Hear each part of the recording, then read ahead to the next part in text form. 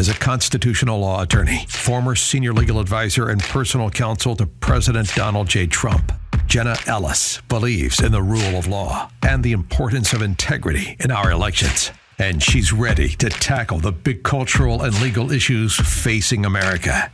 This is the Jenna Ellis Show. Here is your host, Jenna Ellis. Hello, friends, and welcome to another episode of the Jenna Ellis Show. And this is a very, very special episode because my guest today is Pastor John MacArthur of Grace Community Church. And he has not only been a pastor in my life and such an amazing encourager and just someone who is a profound minister of the gospel and witness to the testimony of the Lord, but also is a former client of mine in our amazing victory against the city of Los Angeles, the county of Los Angeles, and also Gavin Newsom in California during the COVID pandemic and the attempt of the government to shut down churches. And so there is a brand new documentary that I hope you all will go out and see, which is called The Essential Church. You can find it at essentialchurchmovie.com. You can click on showings and see where this is going to be played in theaters starting July 28th across the country. We've added even more screens through AMC, even as recently, as just a few days ago. So this is really incredibly important. So here's the trailer. And then right after that, Pastor John MacArthur is going to join me to talk about why this film is so incredibly important to him and to promote the truth of the gospel of Christ. With inflation, the banking world collapse, and everything that Joe Biden is doing not to protect America, you need to make sure to secure your financial health, especially in retirement. And hey, if you're a millennial like me, that actually is sooner than you think. You need to start now, even if you are a millennial or a Gen Zer, to make sure that your financial health is actually healthy when we get to retirement. And Legacy Precious Metals has a revolutionary new online platform that allows you to invest in gold and silver online in real time. In a few easy steps, you can open an account online, select your metals of choice, and choose to have them stored in a vault or shipped right to your door. You'll have access to a dashboard where you can track your portfolio growth in real time anytime. You'll see transparent pricing on each coin and bar, and this puts you in complete control of your money. The platform is free to sign up for. Visit legacypminvestments.com and open your account and see this new investing platform for yourself. Gold hedges against inflation and against a volatile stock market. A truly diversified portfolio isn't just more stocks and bonds, but different asset classes. This brand new platform allows you to make investments in gold and silver, no matter how small or large, with just a few clicks. Visit legacypm.com to get started. You can download the free investor's guide, and you can also call Legacy PM Investments to talk to a portfolio expert to get expert answers to to customize your personal portfolio. So visit legacypminvestments.com to get started. Tell them that Jenna sent you. So joining me now is my good friend and former client, Pastor John MacArthur of Grace Community Church. And so, Pastor John, this film, The Essential Church, is going to be in theaters starting July 28th. And what has this project overall meant to you? Well, it's been an all-absorbing effort for the last really year and a half. When we came out of the pandemic and we won the case, I felt like we needed to give testimony to the Lord's faithfulness in protecting us. And I didn't want to wait 25 years until somebody wrote a book about the case. I said, while this thing is still hot and everybody's still aware of all of the elements of it, we need to tell this story so that when the next wave of hostility comes against the church, people are going to be prepared and they're going to see that you can take a stand and God will honor that. So this is really our testimony to the Lord's faithfulness that we wanted to get out there so people can be strengthened by it and be ready for whatever's coming down the road. And, we knew we had guys that had a lot of experience in media, but I had no idea that they were as good as they were because we'd never done a documentary before. So it exceeded all my expectations. And I think the Lord is going to use it to give courage to Christian leaders in the future. Yes, I really think so too. And I've had the opportunity to see this production, and you're right, it is incredible. And it's such a clear presentation of the gospel, and also the church's stand, not just in this moment from the 2020 shutdowns and moving forward, but why it's so important that we understand the church's position as Christ being the head of the church throughout world history and church history. And so that historical element and putting this in context, I think, was really important as well. And what do you hope that the Christian and especially pastors take away from that message? Well, Jesus said in the Sermon on the Mount, "Blessed are you when men persecute you and say all manner of evil against you for my sake."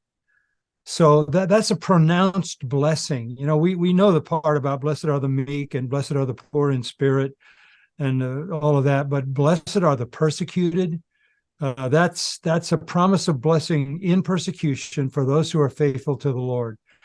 And so we want this film to infuse some fresh sense of the continuity of the persecuted church through history.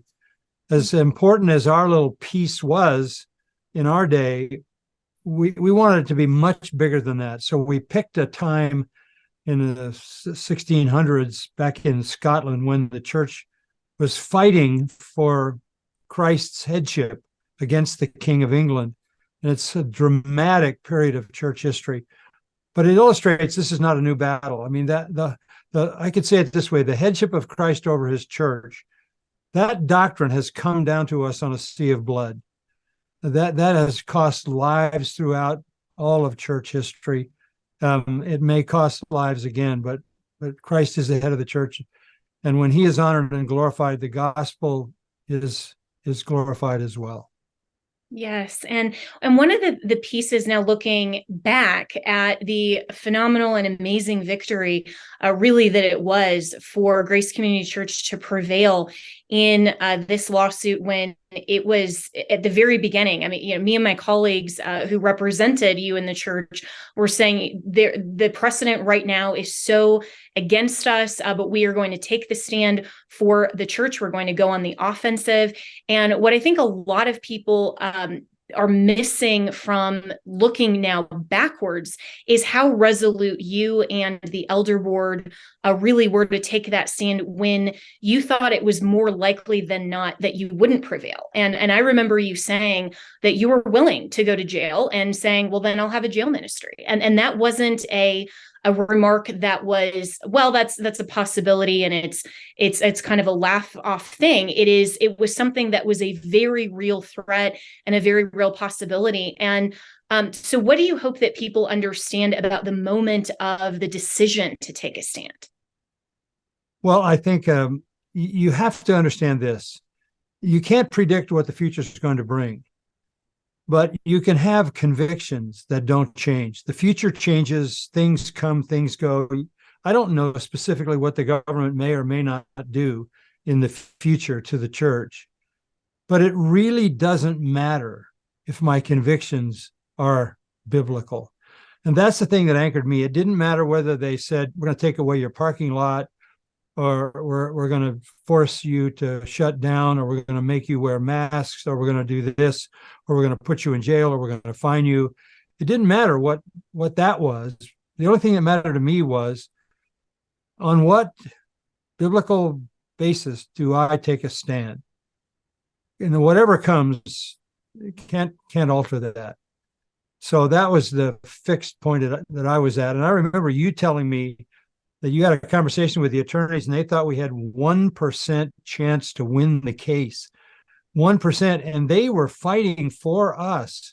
I mean, they kept coming back to me in all honesty and saying, well, would you concede this? Would you allow this? Would you do masks? Would you do distancing? Would you just do something that we can give to the city? And I said, no, because that's not the issue. The issue is that the government has no authority in the church in anything.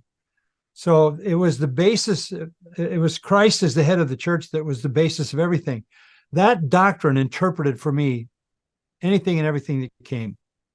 And I remember having those conversations with you, and at every single point in the case, whether it was good news or not so good news, and moving forward, God was with us every step of the way. And your consistent response to me was, well, Jenna, here's the next step. And what would the Lord have us do next?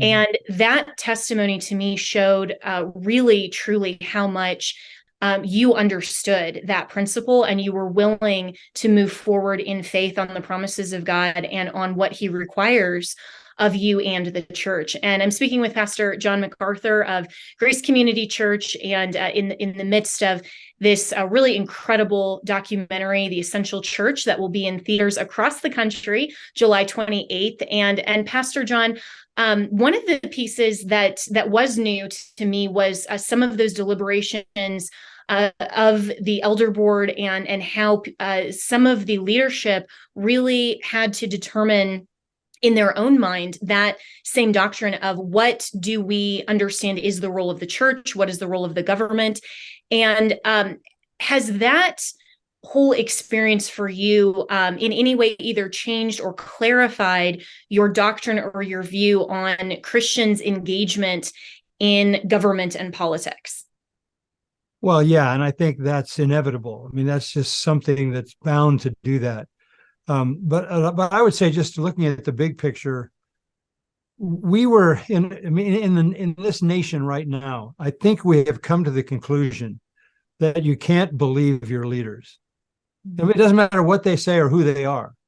There's no really compelling reason to assume the integrity and fidelity of anybody in leadership. Doesn't matter what position they're in, because the culture is dominated by lies. But I think that's sort of reached that point in the last 2 or 3 years.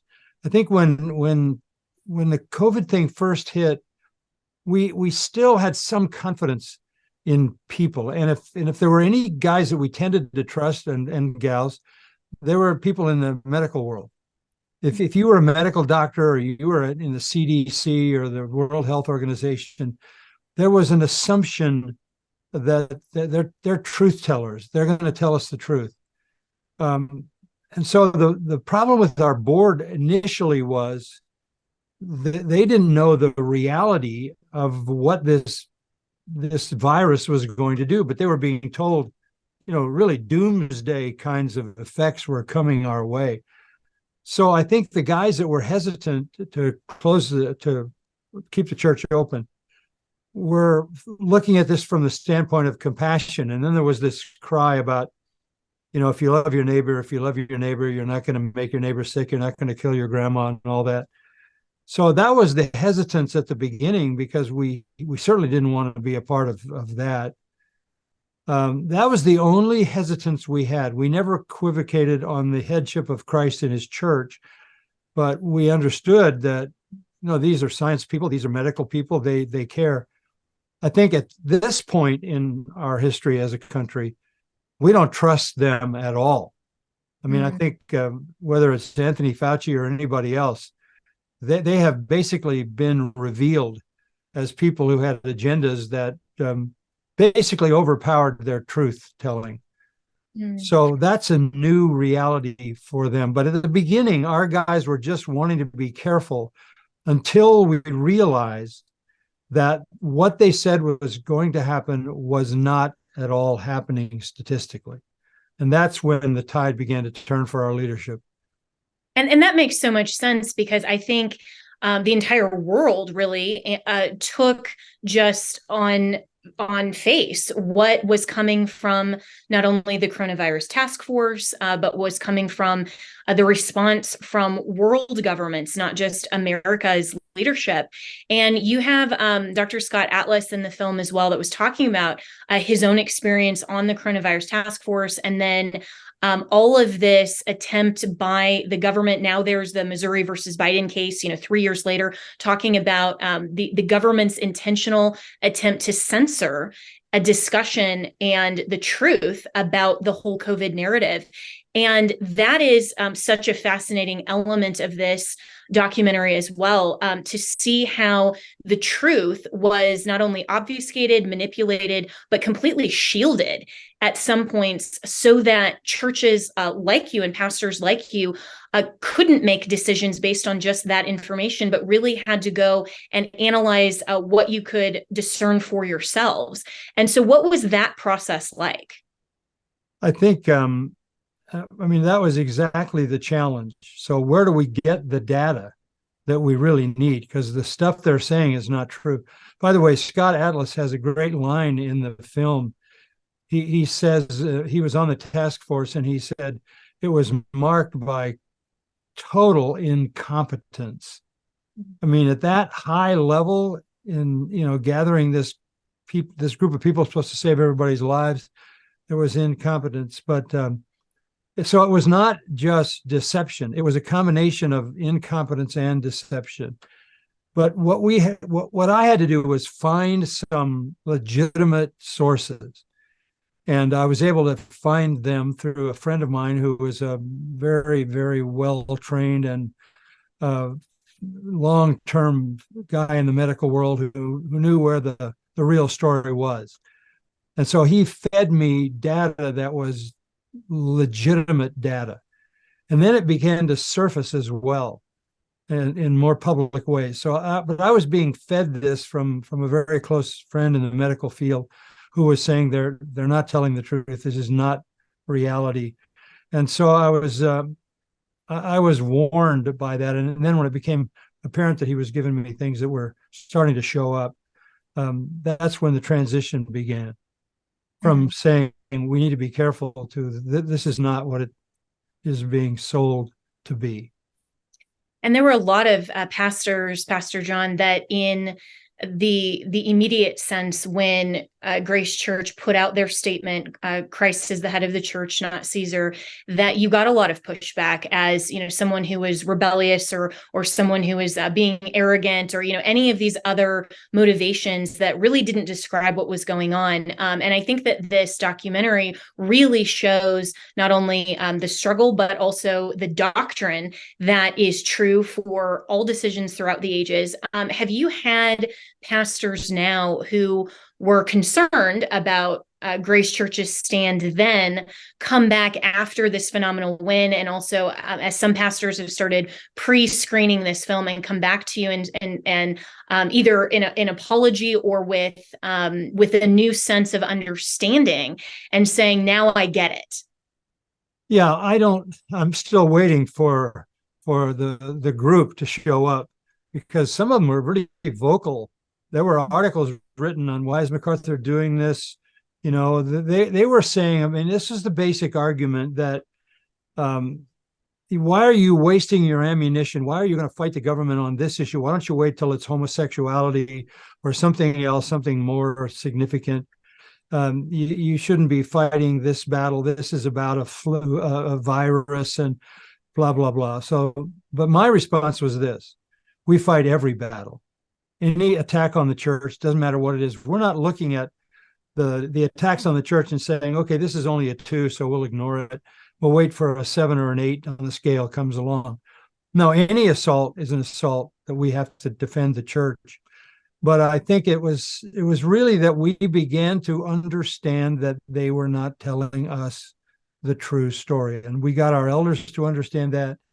And we also came to the conclusion with the Christ, the head of the church document that we did, that even if it was the plague we were going to open, that we would do what churches did during the Black Death in Europe, or the bubonic plague, or other plagues in history.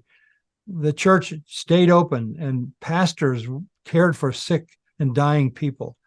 I mean, that's part of our calling in the world. The church becomes even more critical, when death looms in some epic form over a society. I mean, that would be true in any situation. So we're not going to protect ourselves. So we're going to leave it to the Lord, and we're going to do what we do. And I think what turned out to be true from a scientific standpoint is we didn't follow any of the guidelines at all. So we shared all of our diseases. We all had robust immune systems because we were together with everybody all the time, hugging and shaking hands and fellowshipping and being together. And I think that protected Grace Church to such a degree that the health department in Los Angeles had to post on their website that there was no outbreak of COVID at Grace Community Church. They were trying to shut us down because they assumed that would happen. It never happened. And I think it's because from the standpoint of physiology, our immune systems were just robust. I remember we opened for children, and we had 1,000 children show up the first Sunday we did that. And we never had any issue with ill children. It was an amazing thing.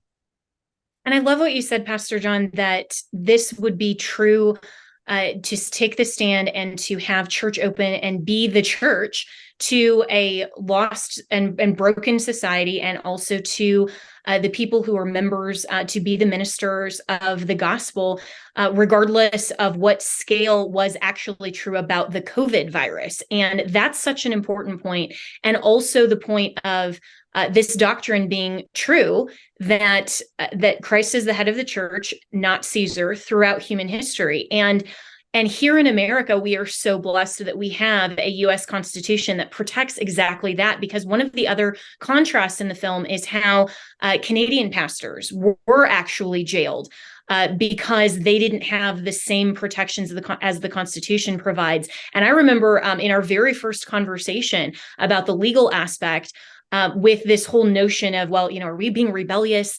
And my response to you was, well, Gavin Newsom and LA County, they're actually the ones that are rebelling against the First Amendment. They are not in line with our supreme law.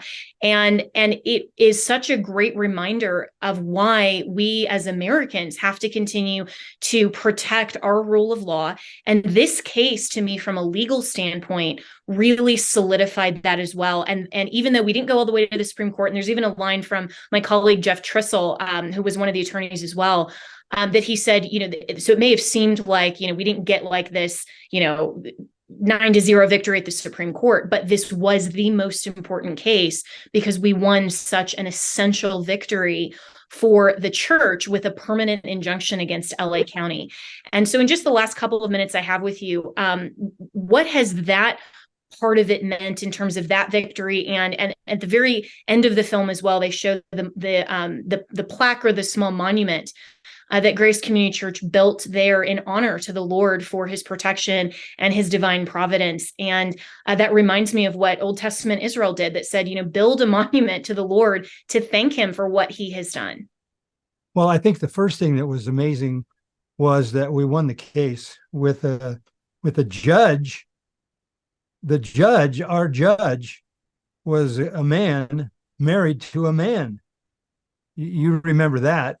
So Yes. he certainly wasn't on our team in terms of morality, but he's the one that kept postponing the case and postponing it because he said, you guys can't try the facts of this case until you get past the First Amendment. So, I mean, that was huge for us. We were deeply, deeply thankful to the Lord for bringing you along, because your zeal for the First Amendment was what fired us up to take the stand we did, and to sue the state or the city or the county. That's a pretty heady thing for a church to do. And then to realize that Gavin Newsom lost the case, we could say, and I think in all told, it cost him about $3 million. It was amazing. They didn't want to lose it, not so much for the financial part. They didn't want to lose because of the embarrassment of it. And then to get a permanent injunction that they can never do it again was just more than we could have ever hoped for. And it showed the strength of the First Amendment. That's what came through in that case, the strength of the First Amendment. So I think Christians have to understand that that's a providence of God. That's a divine providence to give us that, and we need to use that. In fact, in the film, I say that in a message from 1975, that if we ever get attacked by the government, we're going to use our constitutional protections. So that, we have to use the tools that the Lord gave to us. So that's the strength of the First Amendment. And reason that we need to be very, very careful not to let future politicians take that away. Absolutely. And the film is The Essential Church and will be in theaters July 28th. And I'm looking forward to joining you in LA soon for the premiere. And Pastor John MacArthur, thank you so much for your stand, for your ministry, and for your witness, your testimony. And I consider you one of the great cloud of witnesses that will permanently, from this moment forward and throughout your entire ministry, be someone that is truly showing other church leaders and other Christians how to stand firm and obey the Lord and trust in his promises. You've been such an amazing pastor and witness to me in that, and have encouraged me in my faith. And I know that this documentary is going to encourage so many others that when the next thing happens, they can take a stand as well. And they can be confident that regardless of what happens, the promises of God are true. And he's the same yesterday, today, and forever. And we can rely on that. So thank you for your ministry. And I just love and respect you so much. Well, thank you, Jenna. And I would just say one thing in parting. This nation needs strong men, and it needs to start in the church. Amen to that. Amen. Well, thank you so much, Pastor John. Thank you.